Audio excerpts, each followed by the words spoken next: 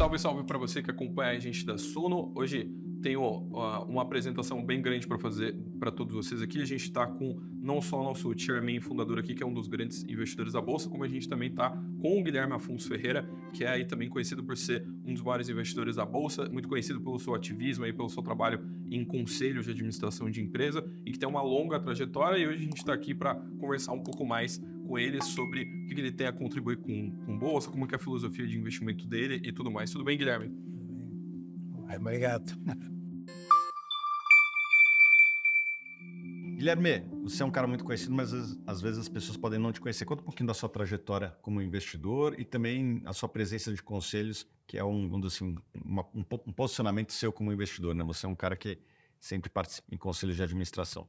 A minha trajetória como investidor, eu vou repetir uma história que eu já contei algumas vezes, então talvez peço desculpas ao que eventualmente eu tiver escutado. Meu pai tinha uma revenda Caterpillar e foi onde eu comecei meu trabalho. Só que a revenda Caterpillar tinha a seguinte perrengue.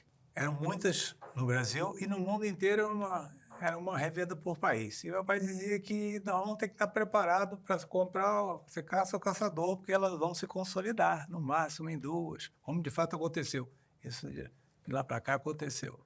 Só que acontecia o seguinte fenômeno: quando a gente estava pronto para comprar o nosso revendedor vizinho, fazer uma oferta e comprar, ele também estava muito bem, porque normalmente nós vivíamos exatamente das mesmas coisas muito parecidas, investimento público, essas coisas que acabavam gerando muita obra. E quando, por acaso, a gente achava que o nosso vizinho estava num momento de venda, nós não tínhamos dinheiro. Então, tínhamos que inventar um jeito qualquer de quebrar esse problema e fazer uma sincronização. E um jeito qualquer, e aí foi que eu vim com essa ideia, porque eu, no último ano de faculdade, já tinha trabalhado no Banco Noroeste, na área de investimentos, e disse, olha, então vou fazer o seguinte, vamos pegar as sobras que tiverem aqui e vamos investir tudo em indústrias que a gente acredita, que possam ter futuro, e quem sabe, no dia que o nosso vizinho quer vender e nós não estamos muito bem, quem sabe essas subsidiárias que a gente comprou, essas participações que a gente comprou, possam valer alguma coisa. E foi simples assim a ideia e foi assim que a gente começou. De fazer participações, de novo, Thiago, eu acho muito importante esse destaque. Nós compramos ações, óbvio, porque esse é o caminho, mas compramos no sentido de que a gente tem uma participação na empresa. Não é um papel que nos diz... Dividendo é importante, lógico, é uma opção de coisa, o voto é importante, mas a participação na empresa, o que a gente pode fazer e o que pode advir de lá é que é importante. Isso foi em que ano? E no começo da década de 80. Entendeu? 84 foram as primeiras compras de ação que a gente fez, foi em 1984. E daí você começou a comprar bancos, teve algum problema de governo lá atrás que não deu muito certo, os bancos caíram e vocês compraram bastante banco. Isso. Então, 2 anos depois que a gente fez esse voto de fé, de que ações, quem sabe, seja o nosso caminho, veio o Plano Cruzado. E aí o Plano Cruzado trouxe uma inflação que chegou a 80% ao mês, ou 30%, era comum, para zero. E com isso, o mercado fez a seguinte conta. Se você pegasse os depósitos à vista que os bancos tinham e aplicasse o percentual da inflação em cima do depósito à vista, dava muito mais do que o lucro do banco. Então, portanto, o banco tomava por zero e emprestava por inflação mais alguma coisa. Aí o mercado fez bom, se isso vai sumir, se essa inflação vai sumir, o banco vai passar a perder dinheiro, porque, de fato, se fizesse essa conta, dava perda. E aí as ações de banco caíram, para você ter uma ideia, nossa participação importante, que foi no Unibanco, ela tinha um dividend yield, no começo da história, de mais de 20%. Tal era a descrença que o mercado tinha no comportamento. E, obviamente, que teve problemas muitos, mas a história é que não tem país sem banco, né? Então, era simples, eu já não sei o que vai acontecer, mas que alguns vão sobreviver, não. Todos não vão. E aí, entre os que iam sobreviver, a gente achava que Itaú, Bradesco, eram os grandes bancos na época, certamente vão.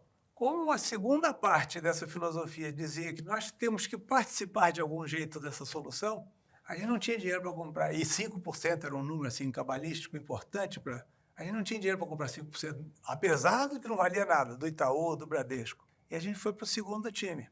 E no segundo time tinha Unibanco, Nacional, Bamerindos, Econômico, esse era o segundo grupo.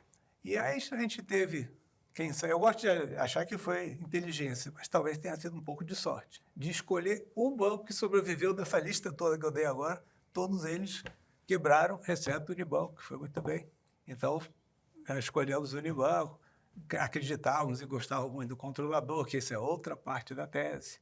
Investiu durante décadas também no Unibanco, né? Até a fusão com o Itaú. Isso, até 2008. Se isso é 86, o plano cruzado, você imagina, de 86 a 2008 são 22 anos.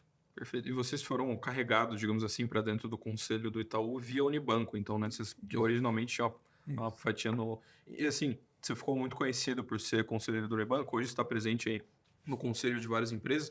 Acho que isso é muito rico, né? Você tem ali contato com as decisões estratégicas da companhia. Você tem algum case para contar, assim, de alguma empresa que você era conselheiro? Você é muito holder, né? Fica muito tempo com as empresas, tem essa visão do sócio.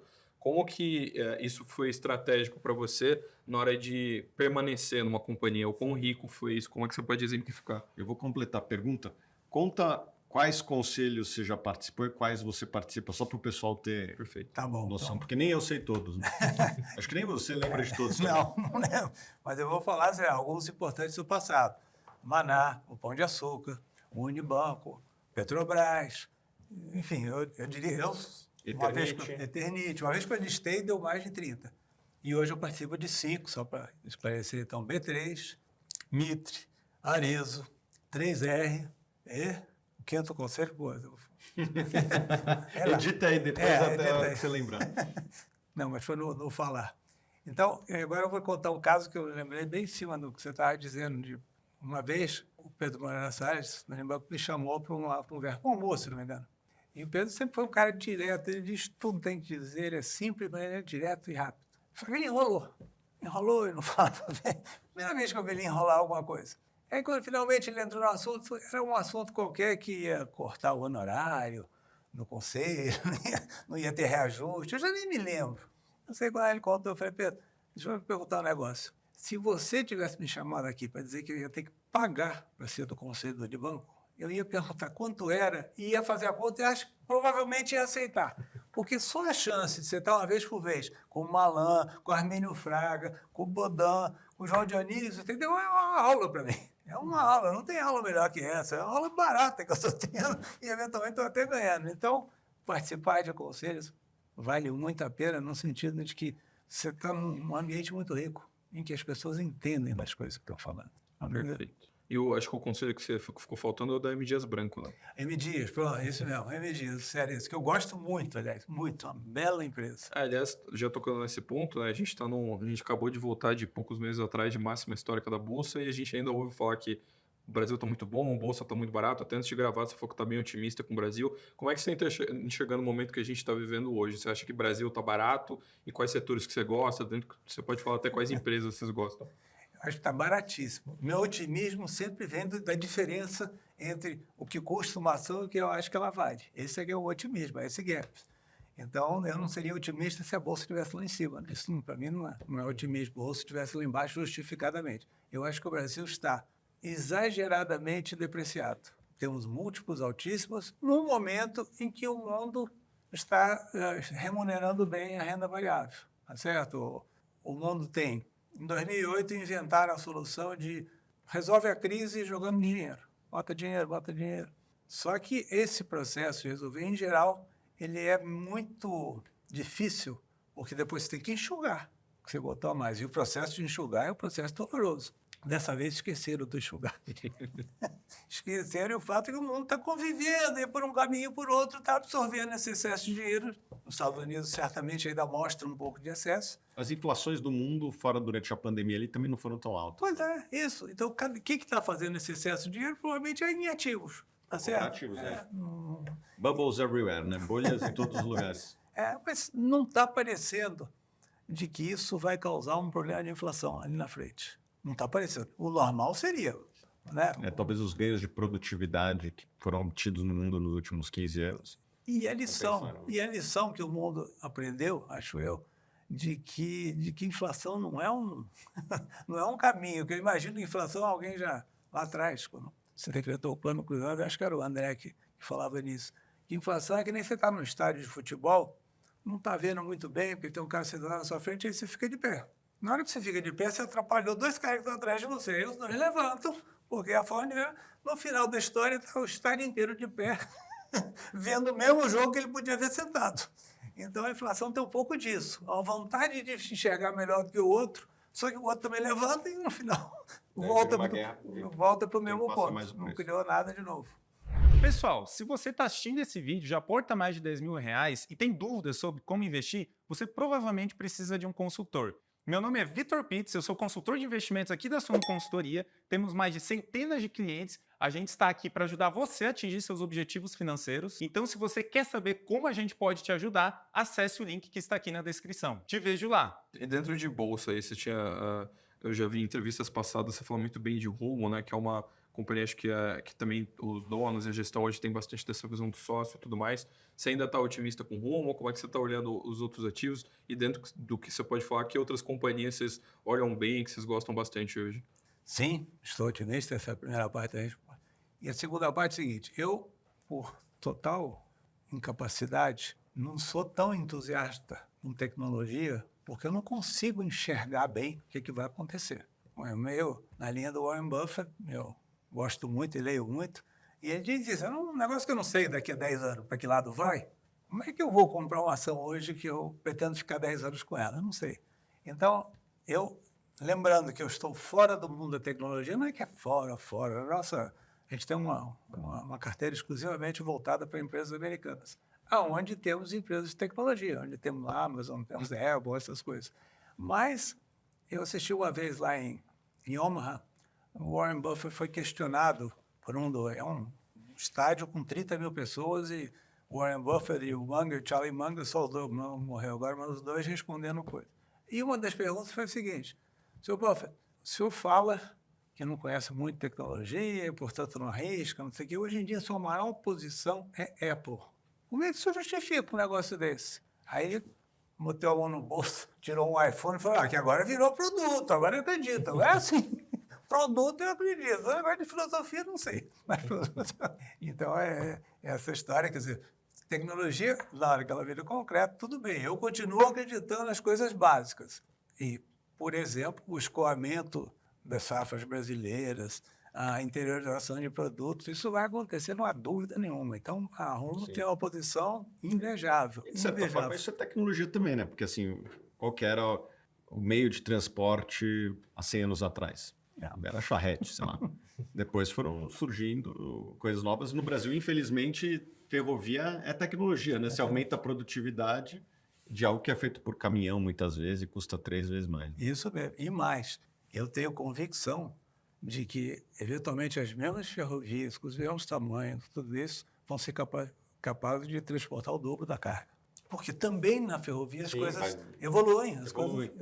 Evoluem, mas acho que aqui é uma coisa legal que você tratou, é que apesar de evoluir, provavelmente não vai ser disruptado. Não, é isso. Né? Vai ser a mesma ferrovia, da mesma empresa, que vai botar vagões mais modernos, que consomem menos combustível, que precisam de menos pessoas. Carrega e descarrega mais rápido. Sim, não vai ser disruptado por uma coisa fora do ecossistema atual. Então, eu acredito bastante. Essa é uma posição que a gente tem. E tem diversas outras, inclusive, de energia. Enfim, aliás, só aproveitando agora para pegar um gancho, é o seguinte. Uma chance concreta para o Brasil é que os Estados Unidos quer diminuir um pouco sua dependência chinesa. Hoje, os Estados Unidos importam 500 bilhões de dólares por ano da China. Então, digamos que diminuir a dependência chinesa seja importar 20% a menos. 100 bilhões de dólares que os Estados Unidos hoje importam da China, que ele podia... Primeiro, ele podia produzir ele mesmo, mas não está no DNA do povo americano voltar para a fábrica. Então, ele vai ter que transferir essa produção para algum país. Os candidatos são o México e o Brasil. Os candidatos óbvios, sendo que o México já está incorporado nessa história. O México vai ser um grande fornecedor de produtos manufaturados para os Estados Unidos. O Brasil precisa se incorporar. Um dos caminhos do Brasil se incorporar é porque o Brasil tem uma matriz energética muito mais limpa do que a China, por exemplo. Então, tudo que a gente puder tirar daí, alumínio, se a gente puder tirar da China e trazer para o Brasil, que bom. Porque certamente vai ser melhor para o mundo, né? Dentro do ESG, vai ser melhor para o mundo fazer o alumínio no Brasil do que fazer na China, que é feito a partir de carvão. Então, eu acho que este vai ser um caminho que certamente o Brasil vai crescer. E certamente também a China provavelmente vai retaliar os Estados Unidos, como a gente já viu. E daí vai importar do Brasil os produtos Bom, então agro, ainda né? dá mais esse derivado. Guilherme, você foi conselheiro da Petrobras na época da reconstrução da Petrobras. Conta aí umas histórias de bastidores que você deve ter presenciado. O que dá para contar, obviamente. Tá bom, não. Quase todas viraram públicas. Então, eu vou contar de fato assim.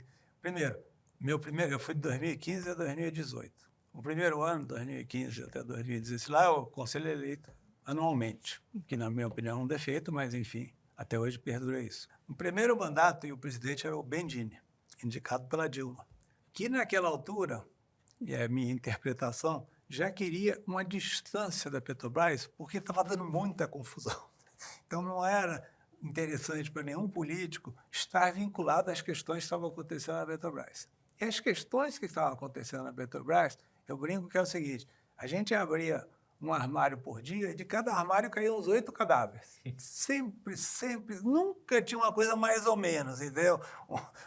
Até, sei lá, vamos insistir, mas a construção de plataformas no Brasil, que era navios, que era uma coisa meritória, não sei o quê, como é que chamava? Sete Brasil, né? Chamava a empresa. Foi um rolo que não tem mais tamanho. Tudo que se puxa, o estaleiro lá do Rio Grande do Sul. Abreu e Lima também. Abreu e Lima. Para terminar, acho que foi você que me falou. Para terminar, custava o mesmo que comprar uma refinaria.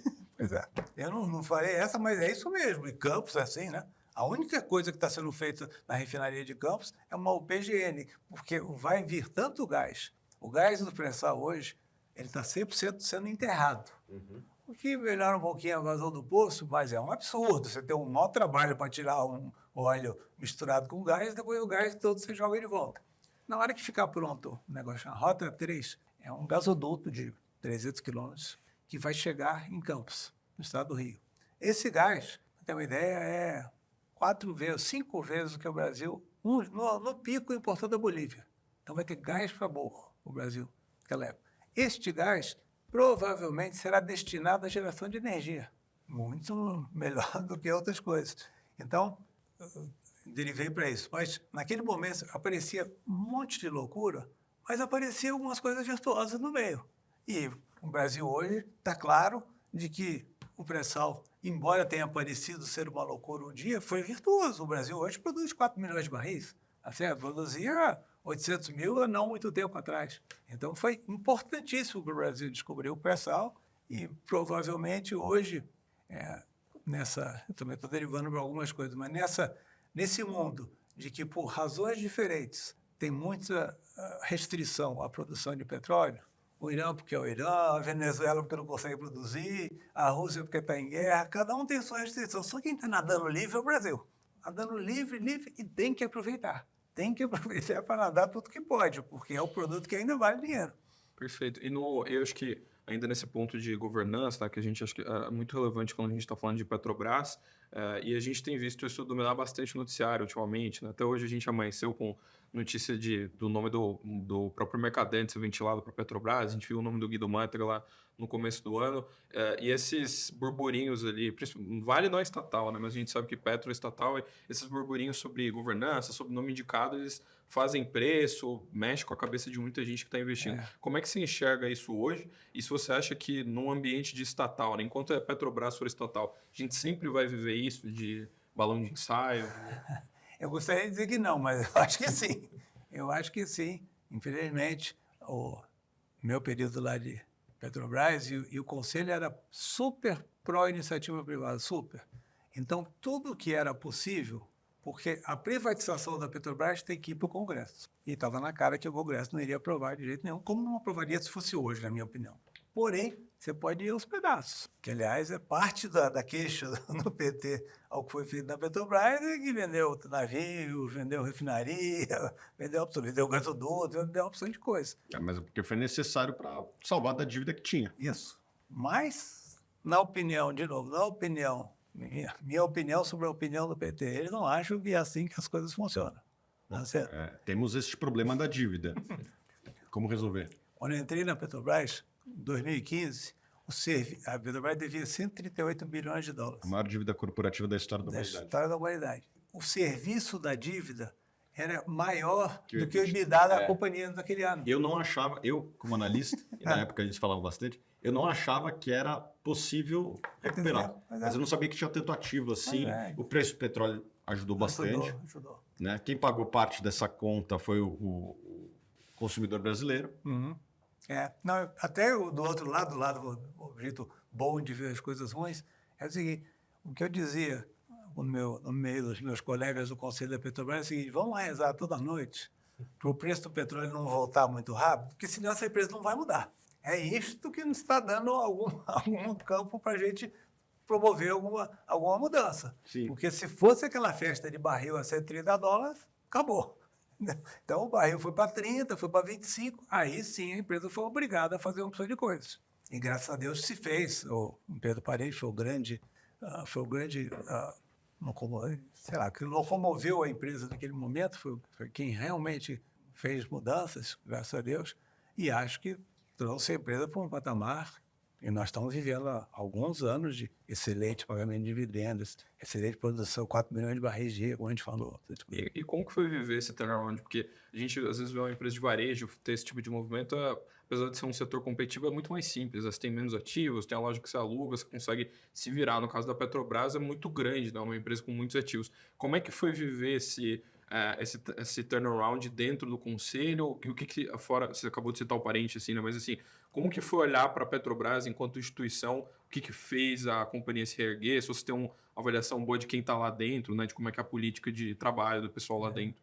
Minha opinião, eventualmente, está enviesada. Eu não convivi com o Paulo Roberto, Nestor Severo, esses, digamos, ícones do que aconteceu de ruim na Petrobras. Minha impressão sobre o pessoal da Petrobras, e que eu constatei lá, é que gente de uma qualidade excepcional. Excepcional. Só tinha gente muito boa meu amigo, competente. Embora, provavelmente, boa parte deles fosse de orientação de esquerda, ainda assim, vinha dos funcionários, da direção da empresa, vinha todas as propostas do que era possível fazer.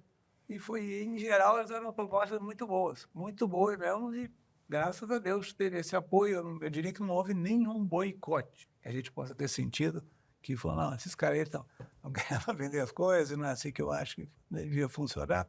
Não, foi um período muito bom, mas muito bom mesmo. Deu uma virada boa. Eu me orgulho de ter participado desse. É um inferno, porque representava 70% do meu tempo e mais ou menos 5% do meu salário. E dá dor de cabeça.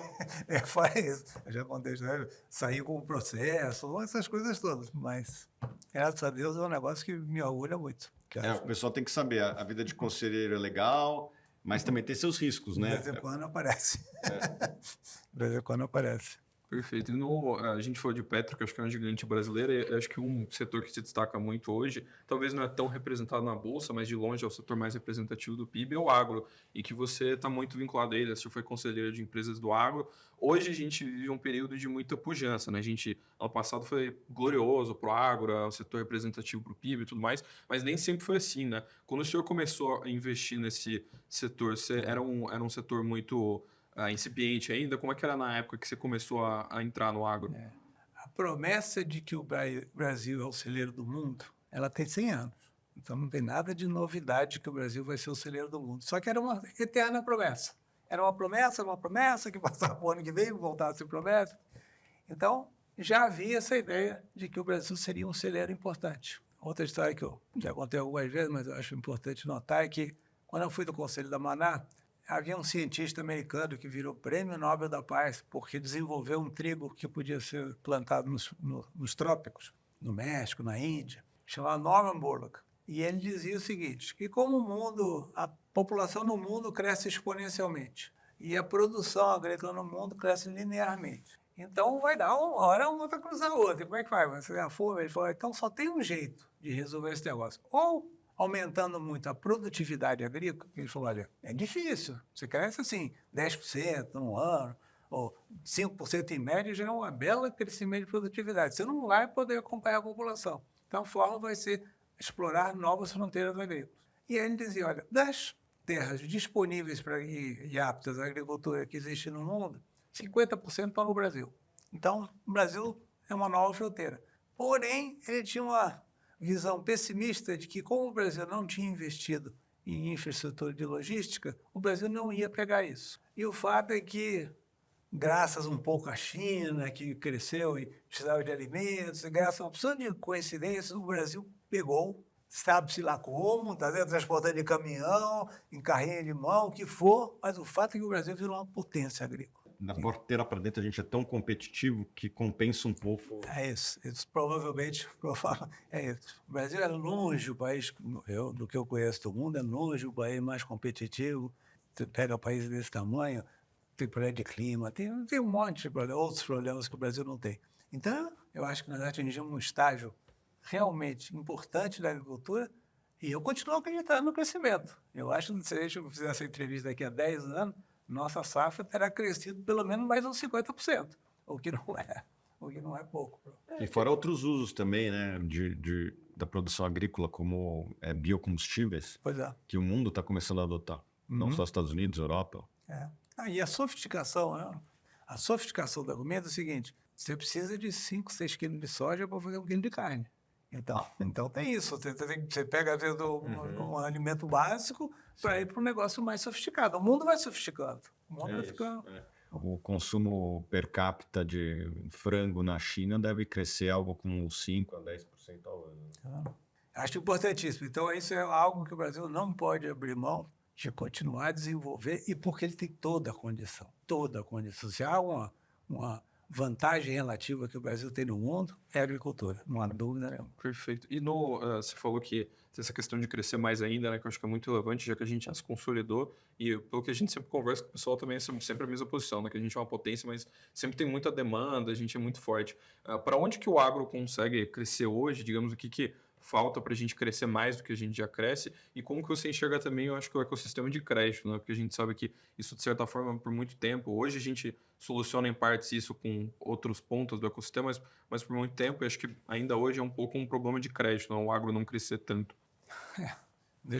Vou discordar com você na questão de que eu acho que o crédito virá.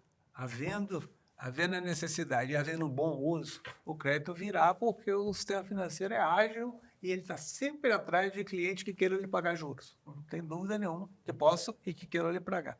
Então, eu acho que esse caminho não é limitante. A limitante, logística é limitante. Então, os portos, o transporte, as ferrovias, as estradas, isso é limitante.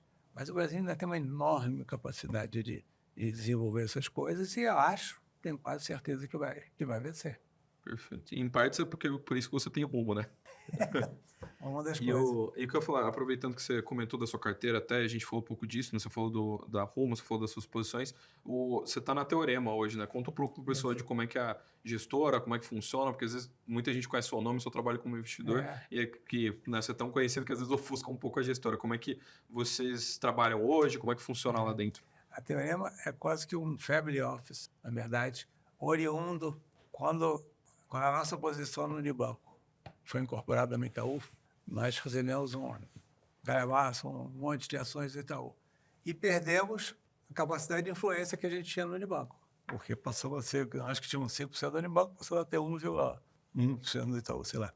Então, o que a gente fez num primeiro momento foi distribuir as suas... Aliás, tinha uma segunda vantagem, que era uma vantagem fiscal, que se a empresa vendesse uma ação do Itaú, ela pagava imposto de renda como qualquer pessoa jurídica, 27 mais 10, vai não sei o quê, sobre todo o ganho. E o ganho era assim, uma compra que foi feita em 1984 e estava no preço histórico, ia ser vendida, então quase que 100% era ganho e você ia ter 37% descendo do 100%. Ao distribuir para pessoas físicas, a pessoa física vai ter um imposto de 15%. Ela vai receber o preço de custo, que é aquele preço lá de 1984, porém ele vai pagar 15% sobre o ganho que tiver. Então tinha uma economia fiscal enorme. Importa essa que depois, uns anos depois, a Receita fechou. Mas ela estava aberta, não tinha nada de legal, fizemos. Então, com isso, todos os acionistas receberam um monte de ações da família, ações do Itaú. E aí nós juntamos essa para fazer uma gestora. E, basicamente, a gestora nasceu da venda de ações do Itaú que a gente recebeu não tô, até hoje, Itaú é uma posição importante para a gente, mas não é nem de lá uma fração do que foi um dia. Perfeito. E vocês costumam ter poucas empresas lá, né? Vocês costumam ter um portfólio mais concentrado, né? Pelo meu gosto, a gente teria 5 no máximo, mas no fundo acaba a gente tendo umas 10. Perfeito. E se você... é parte da sua filosofia, né? Você costuma ficar vários anos em cada companhia. Você tem tem algumas, digamos assim, algumas regras, ou até para o pessoal que investe na física hoje em dia, que está começando a investir, o que você diria que é essencial? Porque acho que a gente fala muito com o investidor pessoa física aqui na Suno, e a gente sempre gosta de passar um conhecimento, né, do que os grandes investidores usaram na hora de tomar suas decisões. A hora que você vai olhar uma empresa, assim, na hora de decidir se vai colocar na carteira ou não, o que você costuma olhar que você acha que poucas pessoas olham? Então, estou olhando primeiro a indústria. Primeiro que tudo a indústria e segundo dentro daquela... o que está sofrendo. Sempre a gente está olhando por que está sofrendo, as coisas que estão mal precificadas. Uma indústria que por acaso esteja mal precificada, e foi o caso de banco, mas eu incluo rumo nessa conta hoje. Uma indústria que está mal precificada. Dentro da indústria, a gente procura aquela indústria, aquela companhia que atenda a uma opção de critérios, competência, que a gente possa influir, não sei o que, isso é normalmente. A grande diferencial, e que eu sou da B3, um dos conselhos, estou na B3. O número de pessoas físicas da B3 cresceu de 2008 para 2018 de 500 ou 600 mil para 3 milhões e meio. E continua crescendo. Nós estamos hoje em 5 milhões e meio de pessoas físicas. Para a minha tristeza, 20% do day trade em bolsa é feito por pessoa física que entrou nos últimos 2 anos. Então, esta ideia de que a bolsa é um pouquinho um cassino, o cara pode entrar e começa a comprar e vender todo dia, para mim é uma ideia furada. Propõe no conselho lá proibir o day trade na B3. Não, day trade é importante existir. É importante existir. Eu acho que uma pena é gente que acha que vai ficar rico fazendo day trade com 3 meses de bolsa. Mas, então, eu acho que essa seria uma limitação. Não tem limitação, faz o que quiser. E o fato é que, normalmente, as pessoas aprendem por caminhos tortos. Provavelmente, o Brasil é subtradeado. 5 milhões e meio de CPFs na B3 é pouquíssimo.